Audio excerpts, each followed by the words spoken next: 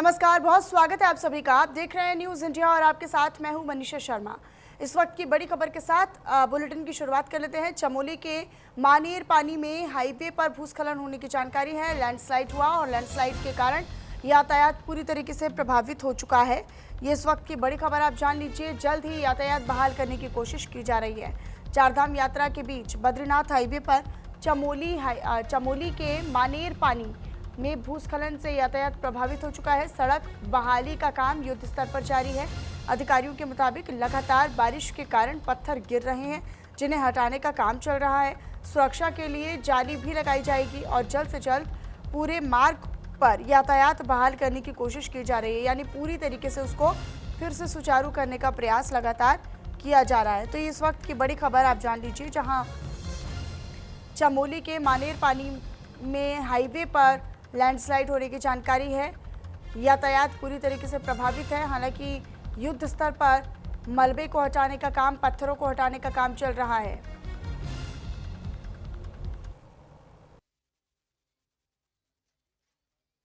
जैसे बारिश होती है ना, तो पत्थर आता है, इस वजह से इसको कटिंग करके स्टेप बाय स्टेप नीचे लाया जाए। इस तरह जाली लगेगी। इसमें भूस्खलन हुआ था, इसी वजह से इसको सही करा, जो लूज पत्थर है उसको नीचे गिराया जाए मशीन। ये तो अभी 2 महीने पहले से भूस्खलन, जब बारिश सही आई, अभी परसों ज्यादा आ रहा है, इस वजह से मशीन ऊपर चढ़ी हुई है।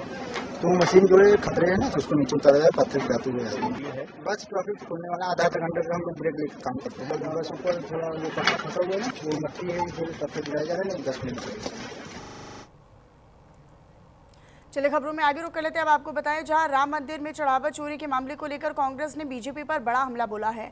दरअसल ऑल इंडिया कांग्रेस कमेटी के प्रवक्ता आलोक शर्मा ने आरोप लगाया और कहा कि ट्रस्ट के गठन और संचालन से जुड़े सवालों पर जवाब दिया जाना चाहिए। ट्रस्ट की स्थापना पूरी तरीके से प्रधानमंत्री नरेंद्र मोदी ने की थी। इसे सरकार ने बनाया था। 15 सदस्यों में से 12 सरकार की ओर से मनोनीत किए गए थे। इसलिए स्वाभाविक रूप से वे बीजेपी और आरएसएस से संबंधित है, संघ से संबंधित है। अब जब सवाल उठ रहे हैं तो उनका जवाब दें। डकैती में कौन कौन शामिल था, इसका खुलासा करें। चोरों को बचाने की कोशिश बिल्कुल ना की जाए। ये चोरी भगवान श्री राम के दरबार में हुई, भगवान राम के घर में डकैती हुई। ऐसी बेशर्मी ना दिखाएं कि आपके पास उभरने का कोई मौका ही ना बचे। सुनवाते हैं आपको। पूरी तरह से जो ट्रस्ट बना वो मोदी जी ने बनाया, ट्रस्ट जो बना वो सरकार ने बनाया। 15 से में से 12 नामित जो सदस्य हैं वो सरकार ने नियुक्त किए। तो स्वाभाविक है कि भाजपा और आरएसएस के लोग हैं। अब जब सवाल है तो सवालों का जवाब दो। डकैती में कौन कौन शामिल है इसका जवाब दो। चोरों को बचाने का काम मत करो भाजपाइयों और आरएसएस वालों। ये प्रभु राम के दरबार की चोरी, प्रभु राम के घर में डकैती हुई है। निर्लज्जता इतनी मत दिखाओ कि वापस उठने का समय ना मिल पाए। चलिए आगे बढ़ लेते हैं। अब आपको बताया जाए, देहरादून के मास्टर प्लान 2041 को लेकर एमडीडीए ने जनसुनवाई कैंप आयोजित किया और इसे आयोजित कर लोगों से सुझाव और आपत्तियां आमंत्रित की। एमडीडीए के उपाध्यक्ष बंशीधर तिवारी ने कहा कि तेजी से बढ़ते शहरीकरण को देखते हुए ग्रीन कवर, कृषि भूमि के संरक्षण और विकास के बीच संतुलन बनाना प्राथमिकता है। उन्होंने भरोसा दिलाया और कहा कि जनता के सुझावों को मास्टर प्लान में गंभीरता से शामिल कर लिया जाएगा।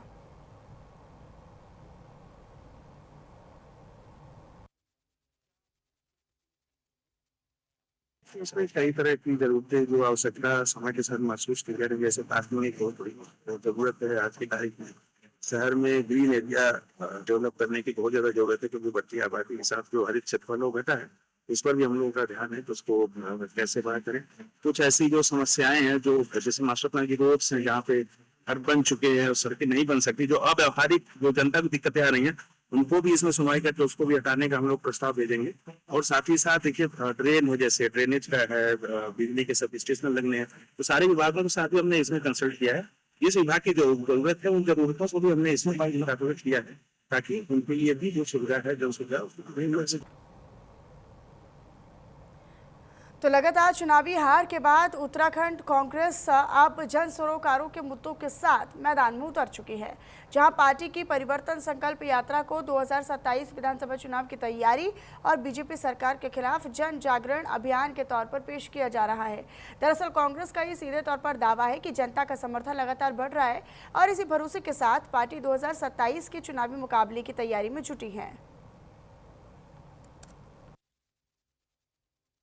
लोकतंत्र में जनता के मुद्दों से भागना किसी भी राजनीतिक दल के लिए शोभा नहीं देता। और आप देख लीजिए, कांग्रेस पार्टी लगातार पिछले 12 सालों से जनता के मुद्दों को मुखरता के साथ उठा रही है, जनता के हक की लड़ाई लड़ने का काम कर रही है। आदरणीय राहुल गांधी जी ने जिस तरीके से भारत जोड़ो यात्रा निकाली और पूरे देश को एकजुट करने का काम किया, उस हर जगह आपको विपक्ष जो है मजबूती के साथ धरातल पर संघर्ष करता हुआ नजर आ रहा होगा। अभी उत्तराखंड में भी कांग्रेस परिवर्तन संकल्प यात्रा निकाल रही है। इस परिवर्तन संकल्प यात्रा का उद्देश्य है कि भाजपा सरकार का जो असली चेहरा है वो जनता को दिखाया जा सके। चलिए खबरों में आगे रुक कर लेते हैं। अब आपको बताया जाए, हरिद्वार नजीबाबाद राष्ट्रीय राजमार्ग पर उस समय अफरा तफरी का माहौल बन गया जब एक कार में एक गाड़ी में अचानक भीषण आग लग गई। हालांकि गनीमत ये रही कि कार चालक ने समय रहते सूझबूझ दिखाई और वाहन से बाहर निकल गया, जिससे एक बड़ा हादसा होने से टल गया। जानकारी मिलने पर पुलिस भी पहुंची और दमकल कर्मियों ने भी कड़ी मुशक्कत के बाद आग को बुझाने का काम किया।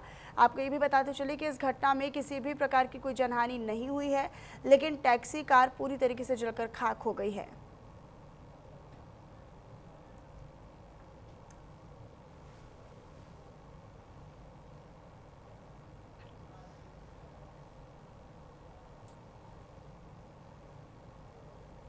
इधर हरिद्वार के सुमन नगर चौकी क्षेत्र से 2 मासूम बच्चियों के साथ कथित अभद्रता करने का मामला सामने आया है। घटना के बाद इलाके में तनाव का माहौल बन चुका है। तो वहीं परिवार वालों ने थाने में जाकर शिकायत दर्ज करवाई है, जिसके बाद पुलिस ने मुकदमा दर्ज कर तुरंत कार्रवाई करते हुए आरोपी को हिरासत में ले लिया है, जबकि सीसीटीवी फुटेज समेत सभी सबूतों की जाँच और बच्चियों का टेस्ट करवाया जा रहा है। आरोपी के खिलाफ सख्त कानूनी कार्रवाई की बात भी कही जा रही है।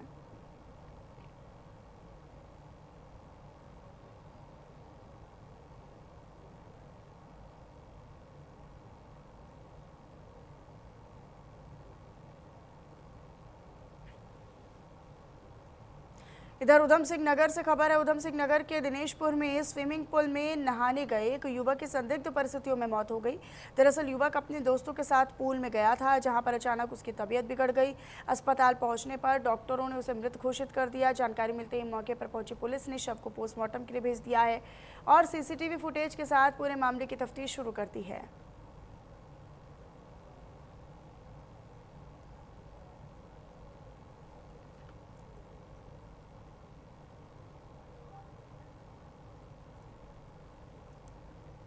उत्तराखंड में बड़ा प्रशासनिक रिकॉर्ड हुआ है। दरअसल आपको बताया, जहां राज्यपाल लेफ्टिनेंट जनरल गुरमीत सिंह अब राज्य के इतिहास में सबसे लंबे कार्यकाल वाले राज्यपाल बन गए हैं। उन्होंने पूर्व राज्यपाल सुदर्शन अग्रवाल का 1755 दिनों का पुराना रिकॉर्ड तोड़ दिया है। गुरमीत सिंह ने 15 सितंबर 2021 को पदभार संभाला था और राजभवन में अपने कार्यकाल के 1755 दिन पूरे करते ही उपलब्धि दर्ज की है। इस तरह उन्होंने उत्तराखंड में सबसे लंबे समय तक सेवा देने वाले राज्यपाल का नया इतिहास अपने नाम किया है।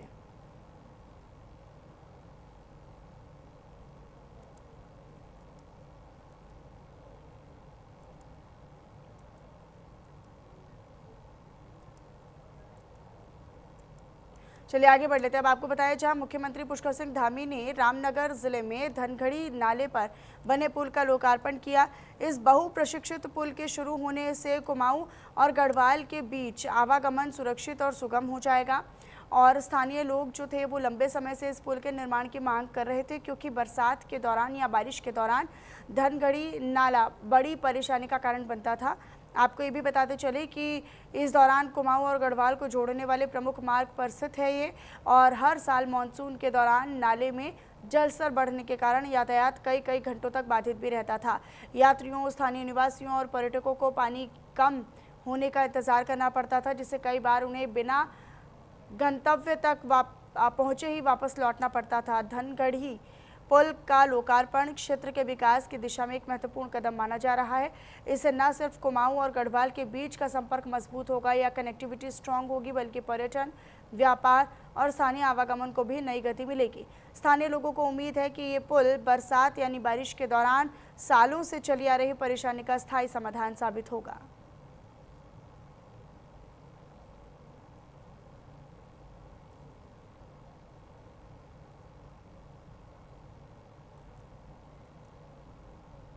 पूरे उत्तराखंड की कनेक्टिविटी के लिए ये पुल, गड़ी का पुल और इसके बगल में ही पनौत का पुल, दोनों ही पुल जो है 29 करोड़ की धनराशि से अधिक के पुल बने हैं। और इस पुल के बन जाने से जो वर्षा काल में इधर पूरे क्षेत्र की कनेक्टिविटी बहुत प्रभावित होती थी, अनेकों लोगों को इसमें बड़ी जनहानि भी हुई, बहुत लोग हमारे बीच में नहीं रहे।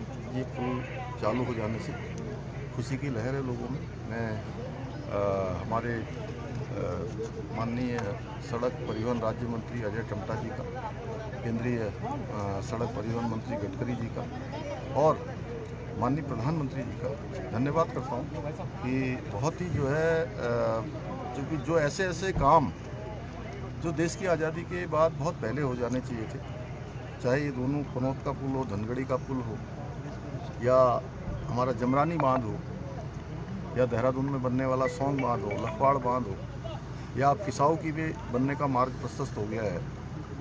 ये सारे काम संपन्न हो रहे हैं क्योंकि विकास की सोच है, नीति और नियत दोनों स्पष्ट है और जनता का दुख दर्द सर्वोच्च प्राथमिकता है, उसको ध्यान में रखकर हम काम कर रहे हैं। और हमारी सरकार जो भी जिन कामों का भी शिलान्यास करती है, यानी कि जो काम शुरू करती है वो सारे काम हम पूरे करते हैं।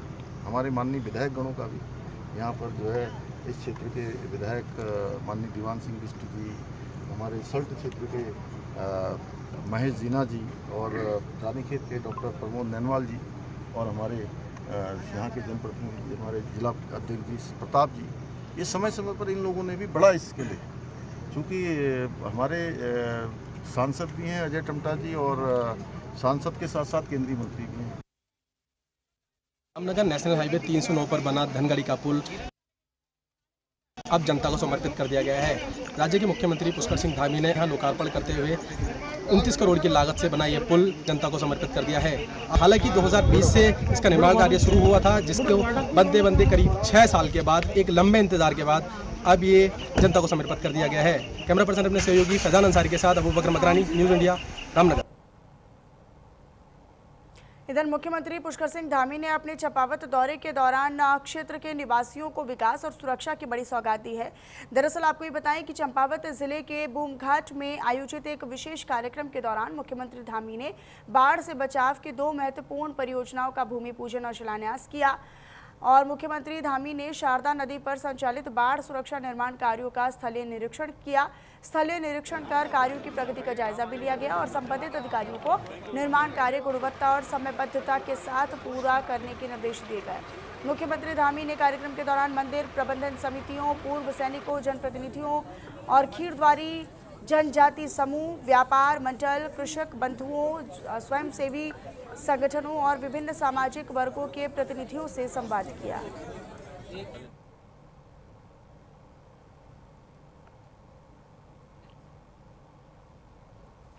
आएगा 45 मिनट पर चला था, उसमें अनेक लोगों को उनके घरों के पास प्रशासनिक विभागों ने आकर, चाहे उनके सर्टिफिकेट बनाने हैं, कोई छोटे बिजली का काम है, सड़क का काम है, कोई अस्पताल का काम है, या लाभार्थी योजनाएं हैं जिनका लाभ नहीं मिल रहा है, पेंशन लगनी है या कोई छूट गया है, उन सभी को मौका मिला था और उन्होंने लोगों ने इसकी बहुत सराहना की। इसलिए हमने इसका द्वितीय चरण एक पखवाड़ा कल से 4 तारीख से प्रारंभ होकर लगभग 19 तारीख तक चलेगा और सभी अधिकारियों को, सभी कर्मचारियों को सबको निर्देश दिए गए हैं कि इसमें जो है पूरे समर्पण के साथ काम करें और लोगों की सहायता करें, उनकी समस्याओं का हल करें, जिससे कि उनको दूर के दराज के क्षेत्रों से आकर जिला मुख्यालय में आना पड़े, आयुक्त कार्यालय में जाना पड़े और देहरादून के जाने में तो बहुत समय लग जाता है लोगों को, इसलिए उनके घर के पास उनकी सारी समस्याओं का समाधान। Thank you sir.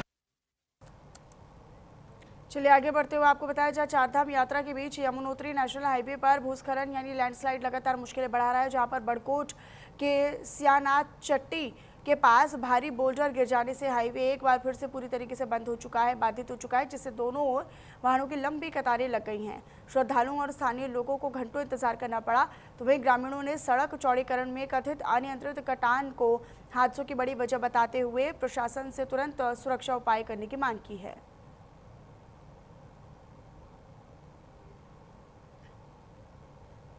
तो वहीं उत्तराखंड के गढ़वाल क्षेत्र के ऊपरी इलाकों में लगातार हो रही भारी बारिश का असर मंदाकिनी अलकनंदा के संगम पर साफ दिखाई देने लगा है, जहां पर नदी का जलस्तर लगातार बढ़ने से नमामि घाट पूरी तरीके से जलमग्न हो चुका है। जिला प्रशासन ने लोगों से नदी के किनारे से दूर रहने और सुरक्षित जगहों पर रहने का आग्रह किया है। वहीं रुद्रप्रयाग नगर परिषद के अध्यक्ष संतोष रावत ने कहा है कि अत्यधिक गर्मी के कारण बर्फ पिघल रही है और क्षेत्र में लगातार भारी बारिश से नदी का जलस्तर भी बढ़ने लगा है। हम नदी किनारे रहने वाले लोगों से सुरक्षित स्थानों पर रहने का आग्रह करते हैं। जैसे जैसे जलस्तर धीरे धीरे से बढ़ रहा है, निवासियों को अपने घर खाली कर देने चाहिए और विशेष रूप से रात के समय अतिरिक्त सावधानी बरतनी चाहिए। नगर पालिका हर साल एक विशेष अभियान चलाती है और हम वर्तमान समय में सार्वजनिक घोषणाएं कर रहे हैं ताकि नदी के पास रहने वाले सभी लोग सुरक्षित और क्षेत्रों में चले जाएं। बढ़ते जलस्तर को देखते हुए उनकी सुरक्षा को प्राथमिकता दी जा रही है।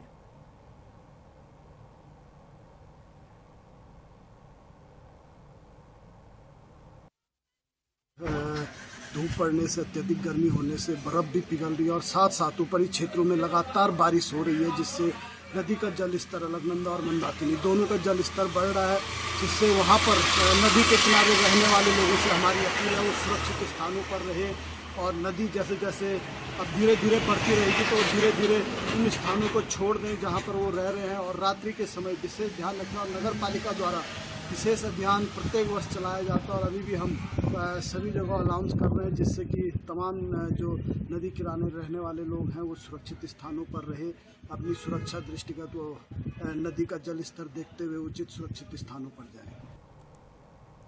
इधर राम मंदिर में दरअसल दान पात्र से कथित चोरी के मामले ने अब राजनीतिक रंग पूरी तरीके से ले लिया है, जहां ऋषिकेश में कांग्रेस ने प्रेस कॉन्फ्रेंस कर बीजेपी पर मामले को दबाने का आरोप लगाया है और पार्टी ने पूरे मामले की निष्पक्ष जांच, राम मंदिर ट्रस्ट को भंग करने और सुप्रीम कोर्ट के सिटिंग जज की निगरानी में जांच कराने की मांग की है। तो वहीं मामले पर बीजेपी की प्रतिक्रिया का भी इंतजार है।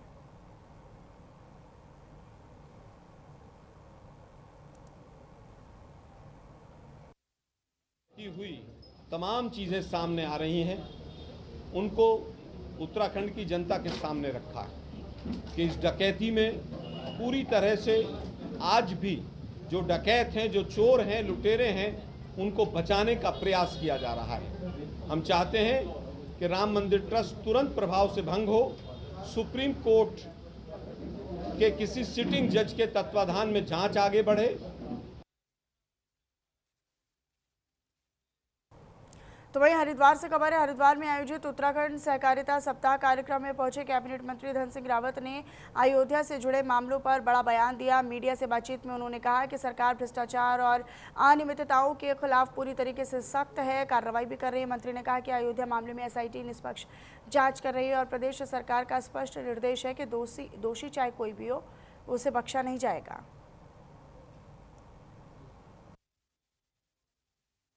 देखा होगा कि अयोध्या में SIT अपना काम कर रही है और हमारे प्रदेश सरकार ने ये कहा है कि किसी को भी बख्शा नहीं और मुझे लगता है कि कोई भी गड़बड़ करेगा तो उसको बख्शा।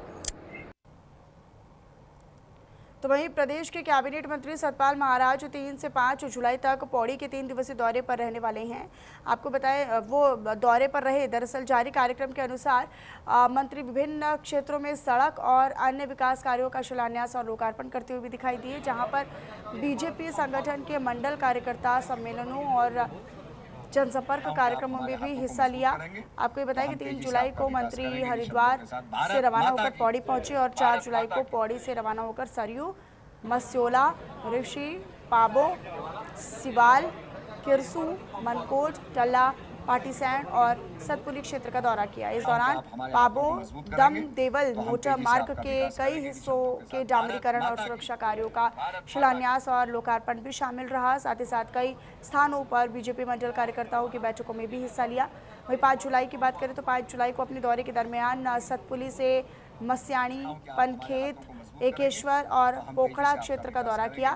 साथ ही साथ एकेश्वर और पोखड़ा में बीजेपी मंडल कार्यकर्ताओं की बैठक में हिस्सा लेने के बाद पोखड़ा में रात्रि विश्राम किया।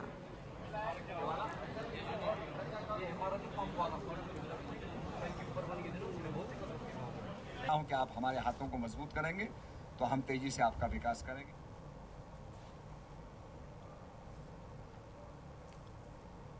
और चलिए फिलहाल मेरे साथ इस बुलेटिन में इतना ही। नमस्कार।